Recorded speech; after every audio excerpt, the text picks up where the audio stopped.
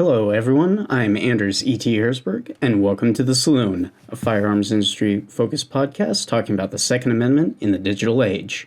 Today we'll be discussing Glock's going and gone guns, Ruger's ringers, seeing if a Trump slump is sinking into the second, and more Democrat dementia. Grab a glass, and let's get into it. Cap and Ball Digital Strategies is a two-way focused digital marketing agency founded to help FFLs and others catering to the two-way space grow and deal with the complex world of digital marketing, offering services from organic search marketing, email marketing, social media management, and more. We want to help your two-way business succeed. So if you are an FFL, gunsmith, or serve the two-way community, visit capandballseo.com to learn more about how we can help you grow your bottom line. Now, I'd imagine a lot of my subscribers are familiar with my coverage of the Glock Gen 6 and the discontinued model rumors. Well, we have some updates for you. First, it looks like we got nothing from Glock at the NRA convention this year about the Gen 6. Based on the rumors, I was hoping they would do a formal announcement, as the rumors were suggesting, but they seem to be keeping quiet for the moment. Instead, we do have a new lineup for what is being discontinued. A little bit different from what we saw previously. I'll put the new list on the screen now. Let's take a look at some of the differences from what Glock was previously listing. You can see full screenshots for that list in my video linked below. Using the old .eu page that I had pointed out previously, that's now directing users to the .us homepage. So, breaking it down a little bit, in the 10mm autocamp, the G20SF actually seems to be safe, or at least not on the list at the time of this recording for the discontinued models. For 45 ACP, the Glock 21 Gen 3 has been added, with the Glock 45 GAP seeing the G37 Gen 4 model get added as well. Conversely, the G28 is actually no longer being listed as the sole 380 ACP model discontinued. But looking at the 380 ACP offerings from Glock live on their website, I'm currently only seeing the G42 as being listed as available.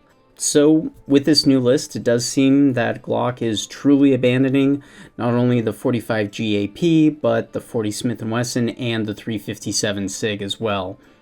I would say that it's strange that the 17Ls and the 34s are on there, but if Ben Stoker is anything of a competition trendsetter, then the G47 is probably going to be the most popular option for competition shooting. Also, to make this even more confusing, the list of the models that are being discontinued has a number of entries for pistols that are still listed as actively available on their website. So, it's kind of messy, but I'd wager that this list of models is what they are going to settle with, removing from their lineup.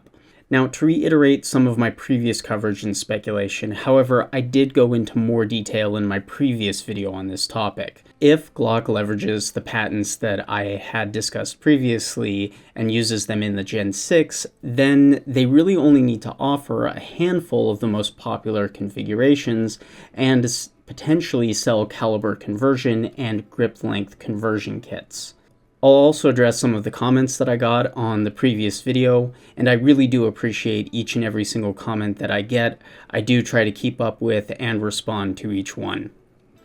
One thing that I kept seeing cropping up was a potential redesign to address the use of switches. Now, I could see them doing something like that, but it would take a redesign of the slide and striker mechanism. Just for someone to come along maybe a few months at most later with an alternative design for a switch.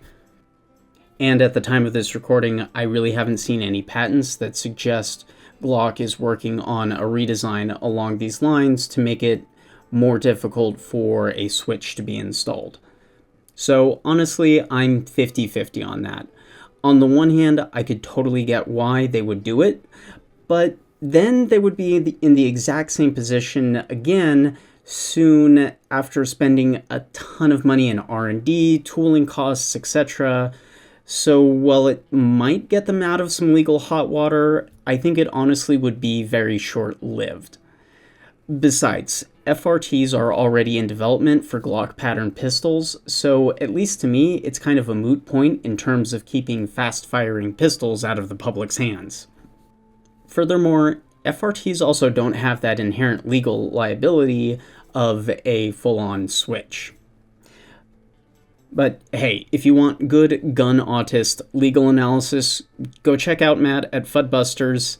He's a lawyer, I'm not. I've just worked with a bunch of them before. By the way, 0 out of 10, would not recommend. It's like herding cats with Esquire after their names. Huge pain in the rear. Anyway, another comment that I've gotten a few times on the previous video was the need for a trigger pull to disassemble. Okay, look, you can technically do that, but the trigger bar is in the way of pulling off the slide. So abuse your pistols however you want, but a Glock is really not supposed to be taken down that way, hence why they worked on an alternative patent. I'm not going to tell you that your desired disassembly direction is not doable, only that it may be daft. Another good question that I saw was on the dust cover being longer or shorter. This I could see being addressed by the slide, like you see on the G47 or the G17XL. The slide makes up for the space lost. Or they just have a dedicated shorter dust cover meant for subcompact configurations. Basically everything is up in the air at this point in regards to what a Gen 6 would look like from Glock. I'm just trying to use the patents and the information that is available to come up with some hopefully well-founded speculation. And finally, a good point of correction. I previously and cavalierly used the CO name for the A-cut. I just wanted to correct it for the sake of being pedantic. The A-cut is the mounting cut that Glock is using for the COA aimpoint optic. It's being used a bit interchangeably online, but I did just want to correct myself briefly here. But to move on and wrap this section up. Without some kind of official word from Glock, what the Gen 6 will look like is going to be speculation. All I can really do is make these educated guesses, and I'm always willing to be incorrect about something, and as I stated previously, we're working off little-known patents, Glock's few officially published statements, and some rumors. I still don't think it's too nuts to think that a Gen 6 is coming up sometime soon, since the offerings are being streamlined, and a more modular take on the Glock pistol would let them keep doing that. Time will tell.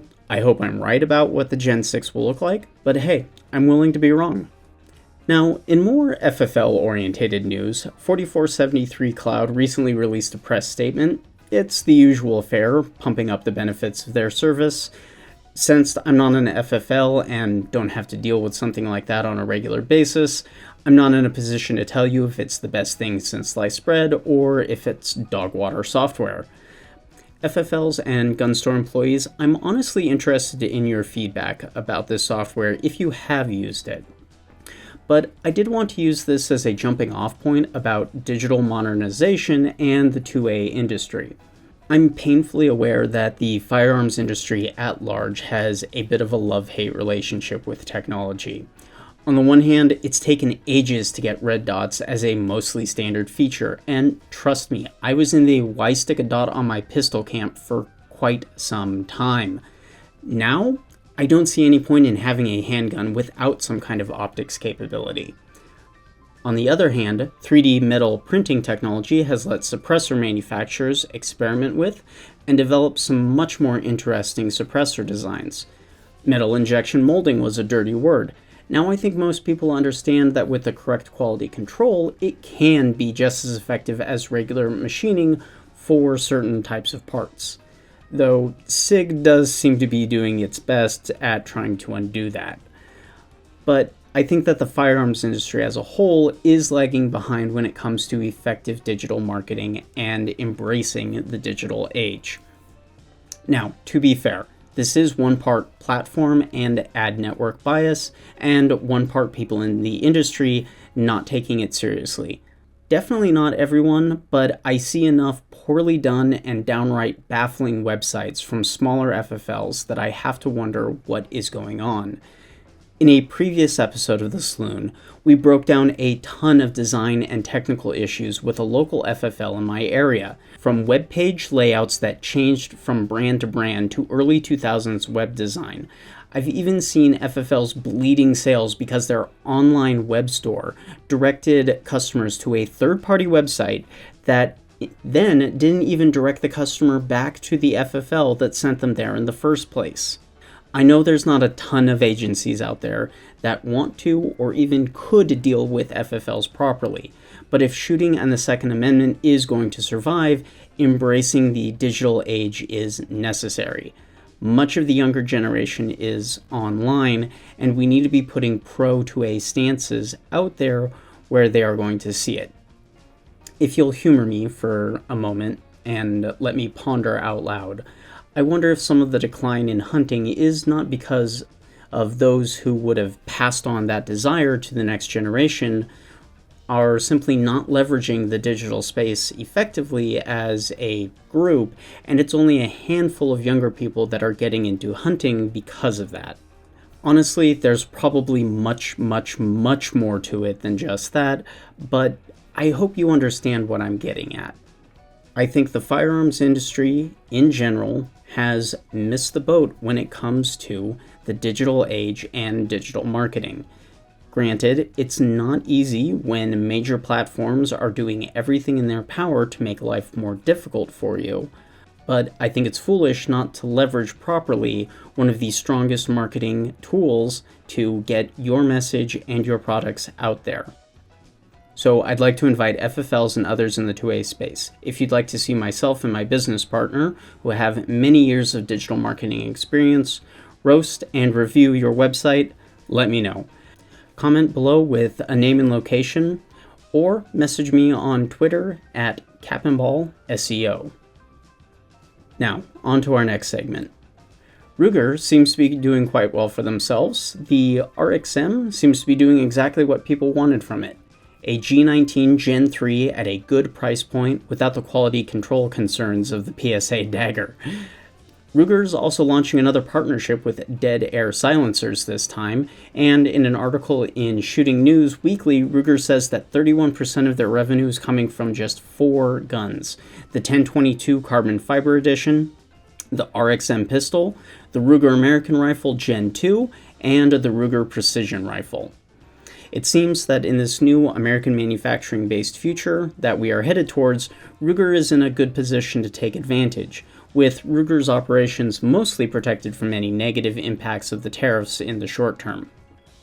But, as I've pointed out before, we're unlikely to see any major long-term impacts on end prices, as things get negotiated into a position where U.S. manufacturing is protected and incentivized to return from overseas, and protected from undue overseas competition, particularly from China.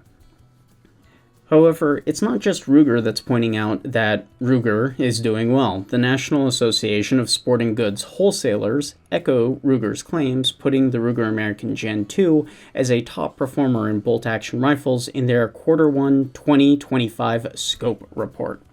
To get into more detail on the report, it does note that background checks are down slightly by 4.2%, and shotgun and rifles are taking a dip in sales.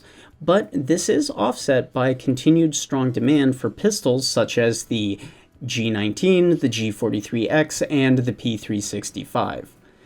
Also, we can see in the report that 9mm and 5.56 are dominating things, with the two calibers accounting for around 35% of all ammunition shipments, and centerfire cartridges accounting for 70%. I'll link to the full report below, but in all, the report concludes that while the firearms market overall is healthy, it is somewhat stabilizing due to inflated demand caused by tariff and other election cycle fears. So far, it seems that if the 2A industry is going to see some kind of a Trump slump, as there's little reason to panic buy when the White House is looking at the Second Amendment mostly favorably, the slump is not going to be overly pronounced. If anything, now is probably a good time to rev up your marketing. Get attention, don't fade out of your customers' or potential customers' minds. Leverage social media, polish your local SEO efforts, point out what your product offerings bring to the table, value, reliability, etc. And if you'll let me be biased for a moment, reach out to Cap and Ball Digital Strategies for expert help. We have a dedicated free digital marketing guide for FFLs if you sign up for our email newsletter on our website. I'll link to that below.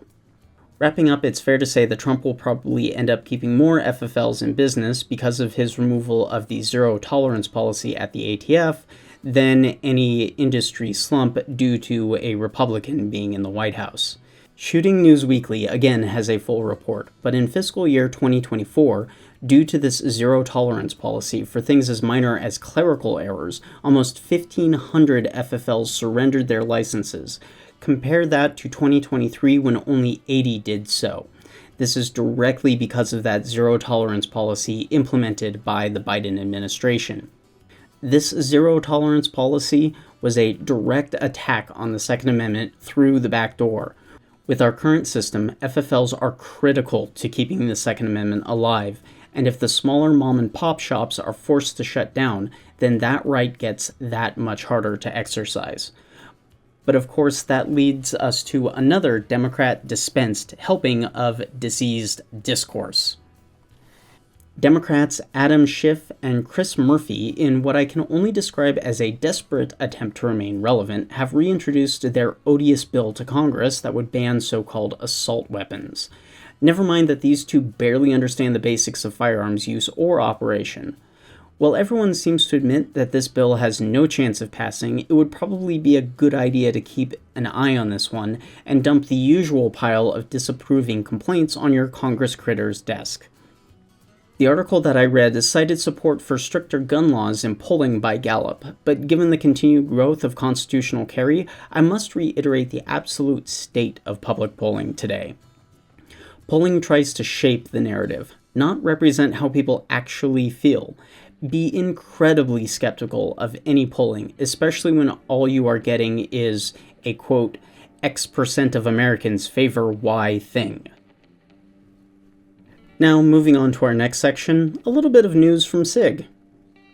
In what I can only describe as a brilliant marketing maneuver, they seem to want to feed the memes with not one but two guns. First is the California-compliant M400 Tread California rifle, a name which I personally love. I mean, it's a rifle built for the California market, and it has the perfect name for a state that continually treads on its citizens' rights. At least that god-awful grate looks like it can easily be cut off should you leave that particular communist utopia. But hey, if that was not enough, SIG went on and released the P365 Fuse in what I can only describe as the best possible way to feed those wanting to troll SIG online. Seriously, to the poor guy managing SIG's social media, are you okay, bro? I know Protaband just dropped another video, so I just want to say, it's not your fault. It's not your fault. And finally, to wrap up, some news about Buffalo Boar, and it's kind of proving my point about YouTube. While it can be a powerful marketing tool, you should be diversifying your strategy, not just leveraging major social media platforms like YouTube, but also having some kind of a backup plan, secondary accounts if possible, and backups such as Rumble, as well as build a strong email list to be able to directly connect with your customers and followers. Now, I'm not exactly sure when it happened, but it looks like Buffalo Boar has had to unlist or were forced into unlisting all of their videos off of YouTube. While the videos are technically still live and links to their videos that I've personally saved do still work, they seem to be building watch pages on Buffalo Boar's Outdoors website. I haven't found out exactly what happened, nor YouTube's explanation for the sudden nuking from orbit of Buffalo Boar's channel, but the channel itself is still up, just with all of the videos gone. Now, if you'll let me speculate for a moment on what could have happened, I do recall there was a scheduled live stream at one point that I was going to catch up on later. Then I found out the channel had been nuked. Now, I may be completely off base here, but I'd be willing to bet that something happened on that live stream that violated YouTube's firearms policy. Now, in that policy, they specifically state that live streams showing someone, quote, holding, handling, or transporting a firearm is prohibited. Now, without any other information, I'd be willing to bet that Tim went on live with a collection of guns he wanted to talk about, picked up a rifle or a pistol like in any other video he's shot, and that got the channel nuked. If anyone did catch the live stream, please let me know if I'm wrong. Now, alternatively, someone at YouTube could have decided to start picking on a growing 2A channel and, quote-unquote, found a violation. I'm particularly suspicious that links to websites like Sportsman's Warehouse might have gotten them in trouble. Again, going back to the policy on firearms, don't post content that links to sites that sell firearms or these items such as high-capacity magazines. What did many of the videos have? Links to PSA's website, Shields' website, Sportsman's Warehouse website. What do all of these sites have on them? Firearms. This could also be the reason why the channel got nuked. Maybe somebody finally noticed, a bot kicked in and finally noticed. Either is possible, and again, I'm forced to speculate here as I can't find any statement about what exactly happened, and YouTube's communications are often less than helpful in explaining what rule, if any, you actually broke, and it's entirely possible that something wasn't actually broken. Some YouTube or Google moderator might have just been having a bad day. I don't like any of this. Especially when Cheech and Chong can run around on X with paid ads for THC gummies, low-effort ads for so-called corn industry tricks can pop up, and YouTube is more than happy to let companies like Vanish Holsters run video ads, but heaven forbid the thing that actually goes into said holster gets linked to on YouTube by an FFL that has undergone more federal rectal probing than any Google support agent ever has. Not to mention that in order to actually purchase said item, you have to do a background check as well. So, a takeaway, now that the speculation is over. I think the safest thing to do is to have some kind of a filter website. Something that can act as just a landing page, essentially. One that does not have anything for sale on it, just outgoing links, maybe even reviews of particular products if you want to put more effort into it and leverage that. Since the website itself would not be selling any products in this particular scenario, it should be safe. Under the current policy wording, to use this as a way to ease traffic flow from YouTube to your own website. Now, I do not think that this is completely future-proof, but it would get very messy for Google if they started to ban links to sites that had links to sites that sell firearms and firearms accessories that they don't like. Now, a curated and dedicated landing page on a separate domain, like the one hiding here, might be the best bet for getting traffic from YouTube to your website safely if you are carrying firearms in your online store. Beyond that, I'll just reiterate some of what I said in a previous episode of the Saloon. Have Rumble as a backup. No, it won't get the same kind of traffic. It's not nearly as feature-rich as YouTube is when it comes to analytics, but making sure you have some kind of a plan if one of your social media channels receives an orbital MAC round is a good idea. Just ask for Lima 6. They lost their main X account for, again, apparently no reason, and have been trying to slowly build back up their following on the platform with a backup account. Yet, because they had this backup account, as well as an email list, they were able to get the word out. So again, I also have to stress the importance of building your own email list. You own that, not a platform. So as imperfect as email can be, it is a powerful marketing and sales tool. Even if all you are doing is setting up a basic website that is just a placeholder to host a sign-up form for that email newsletter, it can still be incredibly useful. Of all of the age-gated industries, if you will, I'd argue that the 2A industry is the safest and the least issue-prone one of all that the ATF is responsible for regulating. But we have to deal with where we are now, not where we would like to be. So, with that, I'll wrap up this episode of the Cap and Ball Saloon. I'd like to thank you for watching, and if you'd like to see more of our 2A and the digital age coverage, be sure to subscribe and share with your friends. Our current goal is to hit 500 subscribers and are well on our way to that thanks to all of you watching and sharing. If you appreciate firearms and ammunition development history, stay tuned for the next episode of the Dead Calibers archive on this channel. We'll be taking a look at the history of the 10mm and where it stands today in the market. Again, drop a comment with your FFL's name and location, or tag Cap'n'Ball SEO on Twitter if you have a website that you'd like us to review and roast. Let us know your thoughts about Glock's discontinued pistols, if you think Trump is helping or hurting the 2A, and anything else in the comments. I try to respond to as many as I can. As always, I'm Anders E.T Herzberg, hoping to see you all again real soon.